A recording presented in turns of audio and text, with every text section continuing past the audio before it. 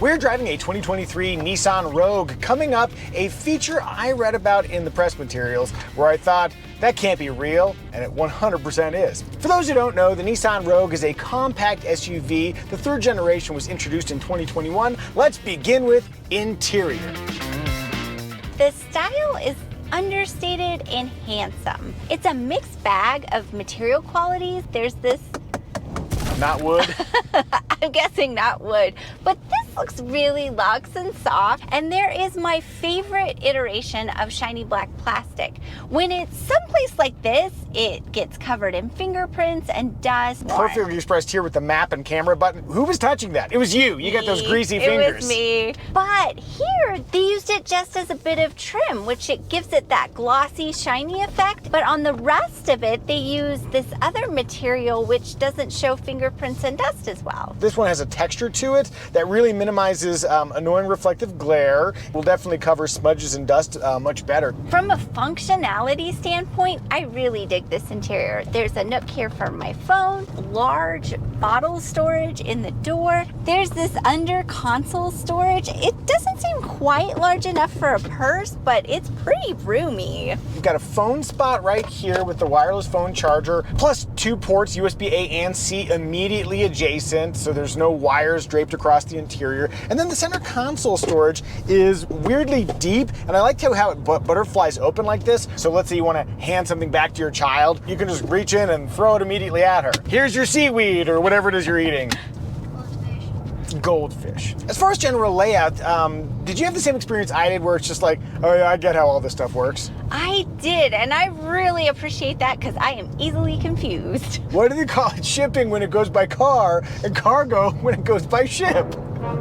Moving to the seats, I'm feeling a little bit of pressure in my shoulder areas here, but it's not a bad pressure. It's more like just kind of holding me in. I find the seats overall generally comfortable. I do as well. One area that I wish was adjustable is the leg support down here. Because my legs are short, they kind of push my legs out a bit. As for occupant space, I fit just fine in the back seat. Plenty of head clearance, knee clearance is good. I even fit comfortably in that middle position. There's a little recline. You got 2 positions for the second row seats. Oh, and rear vents come standard. For cargo space, they're up to 36.5 cubic feet of space, which is really quite good. We've got the optional divide and hide cargo system. That cargo figure 36.5 is with it in the lowest position. You can also use it to create some dividers. I really appreciate that lower position when I've filled the cargo area with groceries because nothing rolls out when I open it up. Yes, so we're driving the Platinum trim, which is the fanciest version, which might explain why we've got this diamond stitched seat pattern. The Platinum comes with remote second row releases, and I really like that too because when I go to the store, I want to get in and get out as quickly as possible. I don't have time to go around the side of the car and flip a seat down. And there's not always a lot of room for that. So you've got practical reasons and I've got awkward social reasons. Either way, the remote seat releases work well. Oh, and there's a hands-free liftgate available. Often I don't use that functionality because I find it too finicky. Kick, kick, kick. This worked so well that I actually used it. Wow. Kiddo, while you're snacking back there, how do you find getting in and out of the Nissan Rogue? Yeah, it is a low step in height, and those doors in the back open really wide, like 90 degrees. So that makes it really easy. Get a child in or child seat in. On that note, did you have any issues putting the booster in? No issues putting the booster in. There are little plastic pieces that snap over the latch points. They are kind of flimsy, but that makes them snap in and out really easily. We were also discussing how easy it might be to put a rear-facing child seat in here, and I think the front passenger would have to move up a little bit to make space for that. As for safety, the NHTSA has rated the Nissan Rogue 5 stars overall. It is an IIHS Top Safety Pick Plus. It includes a full suite of active driver assist, including lane departure warning, automatic emergency braking with pedestrian detection, blind spot warning, and 10 airbags. Family, what do we think? Is the Nissan Rogue family friendly? Family friendly. Small family friendly. Yes, small family friendly. Rear window test. Kind of some other way down. Boop. Armrest test. I have relatively easy access to both the inboard and outboard armrest. We've got some stitching on the edge here, which adds a little bit of an abrasion component. maybe it could be a little squishier inboard, but overall not so bad. I'm gonna go 90% outboard and 80% inboard. Hey, would you like to see more videos like this where we review cars as a family, plus the occasional helicopter adventure? If so, you're welcome to subscribe. And if you really like what we're doing, feel free to hit that membership button down below. Moving onward to style. When I look at the Nissan Rogue, it strikes me as chiseled, handsome, and distinct. I think the most distinct area is the tail lights. That shape is sort of unusual. Straight on from the rear, it's a unique shape. I said the same thing 5 times. Sorry. But what I want to know is the unique shape unique? Good taillight. What about the headlights? The headlights are interesting because what looks like the headlight, that's not the headlight. The headlights are actually lower on the vehicle. That is a trick that car makers have been using for a little while now. Hyundai does that. I remember the Nissan Juke doing that like a long time ago. But it's a fun little trick where it's like, wow, look at these impossibly thin headlights. And it's like, well, that's not the headlights. That's just like a lighting element. But it does look cool. This generation of Nissan Rogue has far more stature than maybe the previous generation, which was a little amorphous and jelly bean-like. But what do you think? Do you like the look of the Nissan Rogue? If so, if no, tell us in the comment section. In motion! Real quick, I'm gonna thank the sponsor for today's video, Flying Eyes Sunglasses, and this is gonna be quick. They got a new lens choice, mirrored onyx. They mesh really well with the silver Kestrel frames. Sweetie, do I have more authority wearing these things? Yes, sir. You're naughty. If you're ready for aviation grade eyewear that is super bendable, durable, and is made out of a material called Brazilomide that is patented, you can't get anywhere else, and you're curious what their styles are like, click the link in the description below. And if you're ready for that aviation grade eyewear, you can use the promo code Micah to save 10% on Flying Eyes. Yeah, I feel so authoritative.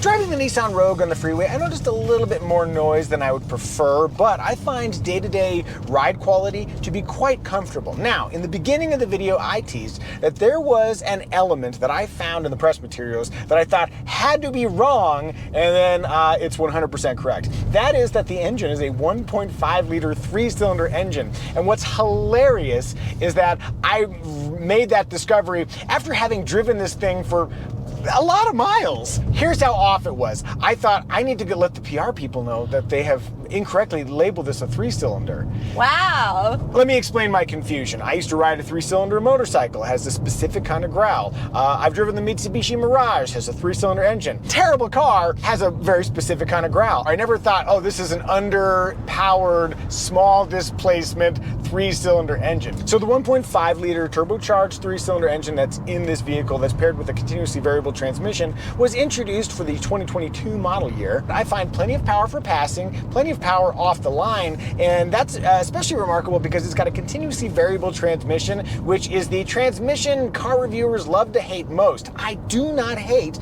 this CVT. It delivers smooth propulsion. It doesn't do any of that hanging on to high revs kind of thing. You just sort of move and don't think about it. I think this is the dream of the CVT made real. I've heard you complain about a lot of CVTs. I'm impressed. Count me down, kiddo. 3, 2, 1. Floored. Whee! Here we go. So you can feel it does get more energetic as you get up to, let's say, 15 miles an hour, but there's enough off the line if you really need to get out there. As for cornering, it's not a particularly spirited car to drive, but it does corner confidently and predictably, and again, for the category, very appropriate. Lastly, I'll mention we've got a few different drive modes here, and normally I will just keep it in normal, but for someone like yourself, you might appreciate having snow mode, and we've got that there. All right, that's what I think, but what does Sweetie think? Evie's at the wheel. You have experienced a few alternate drive selectors recently. I find this one simple to use. You use the Prius interface, and it's like you have to go this way and pull down. This is only forward and back, and then a park button on top. So generally pretty easy? Generally easy. Throw it in drive, and let's get moving. If you're feeling comfortable, floor it. Whee! Enough power off the line? Yeah, I feel like if I was trying to get ahead of traffic, that would have worked perfectly. Now, while we're coming to a complete stop, look around. Tell me about the visibility, baby. Oh, visibility is good.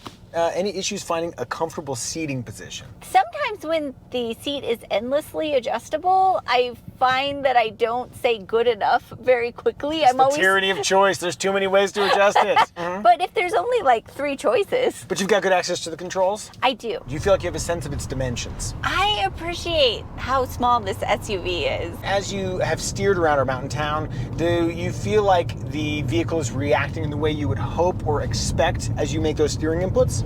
Yes, and I feel like it doesn't take too much turning to get the angle I want. The steering ratio is very balanced. It's not too quick, not too slow. Overall, you're feeling comfortable driving the Nissan Rogue? I am. Excellent. Well, I'm getting back in the driver's seat. Overall, the Nissan Rogue, in terms of driving manner, is doing all the right things a compact SUV should. Moving onward to emotion factor. Most of the emotion I was feeling from this vehicle was that it was just doing what I wanted to without issue. What you're experiencing is the positive emotion of an obedient child. Hey kiddo, can you put your plate away? And then you say, yeah. And then oh my gosh. Wow.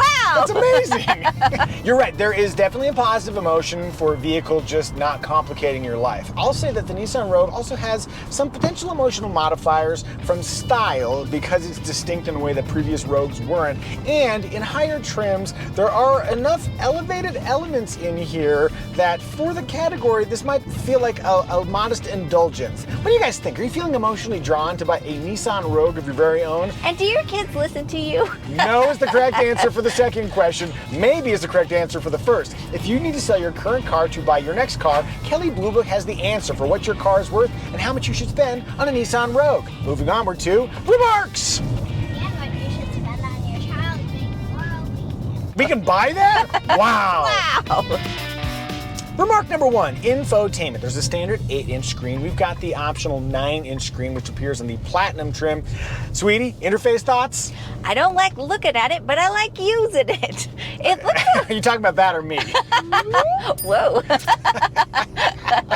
It's looking a little bit dated, but usability is really good. There are physical buttons and knobs, which I appreciate. The interface is customizable, so you can put whatever widgets you use most often front and center. And you noted that if you want to get to sound settings, Oh, yeah. oftentimes in systems you have to dig through menus. This, you just hit the tune button, and then bam, there's your bass, there's your treble, there's your balance. For our purposes though, we're going to use Apple CarPlay anyway, and Apple CarPlay and Android Auto comes standard. And then also because we're driving the Platinum trim, we've got this big 12.3-inch digital gauge cluster. And that looks fantastic. Very crisp, very clear, very modern. Why don't you tell your buddy to do that? Come on. One last screen thought. Nissan offers an optional 360-degree camera system, which comes on the 2 highest Rogue trims. I really enjoyed using that camera because it didn't do anything I don't need it to. Oh yeah, like big weird like fly arounds and swishy things and like a zillion different angles. It's just like, I hey, don't need any of that. Yeah. I just need it to show me clearly what's happening around my vehicle, and then when I go from reverse to forward, for it to switch angles. Thank you. we have the optional ProPilot Assist system in here. It uses dynamic cruise control and automatic lane keeping assist to kind of help guide the vehicle itself, but it is a hands-on system, and to my mind, if my hands are on the steering wheel, I may as well be steering. Every time it would enter into that ProPilot Assist mode, it would do a little ding, and I have not been able to figure out how to turn it off, which makes me even less inclined to use the system. If you know how to turn off that ProPilot Assist ding, tell us in the comments. And now it's time for everybody's favorite segment, the Muzio family smell test. Our daughter back there, the obedient one, doesn't like new car smell, and we know some people might agree with her. Kiddo, how do you find the smell of the Nissan Rogue? Is it good, bad, or just okay? It's okay. And that was the Muzio family smell test. Good sniffing, kid. I'm obedient.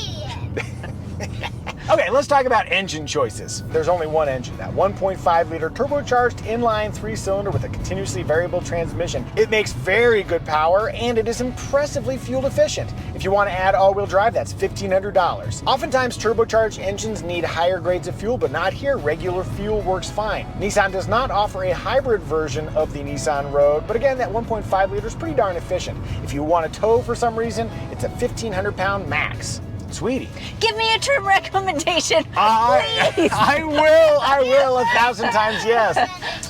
Our trim recommendation is which trim will give you the essential features you would regret not getting, but at the lowest possible price. Sweet, here it comes. For our trim recommendation, we're going to recommend going from the base up to the SV trim. The SV adds smart key access, dual zone climate control, a power driver seat, rear USB ports, and Pro Pilot Assist. All the essentials you need for $29,600. For 2024, the Nissan Rogue does get some exterior styling updates, and then on higher trims, there's going to be a new 12.3-inch infotainment screen with a new operating system that features built-in Google Maps and Google Assistant. As for competitors, we've got major names like the Toyota RAV4. The Mitsubishi Outlander is an interesting one because it shares the Nissan Rogue's platform but adds a tiny third row of seats. And then there's the Honda CR-V. And if you're curious what we thought about the Honda CR-V, you can click right up here. Did we miss any remarks? If so, tell us in the comment section. Synopsis!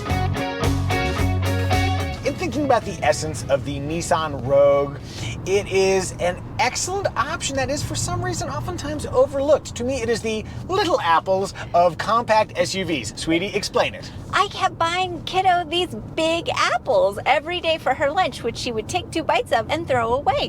What a waste! When all the time, sitting right at the store, little 2-bite apples. Ah, it's like a romantic comedy. The answer was waiting in front of you all along. Oh my gosh. Family, I think we've done a good job reviewing the Nissan Rogue. May I have a 5 and a 5 and you?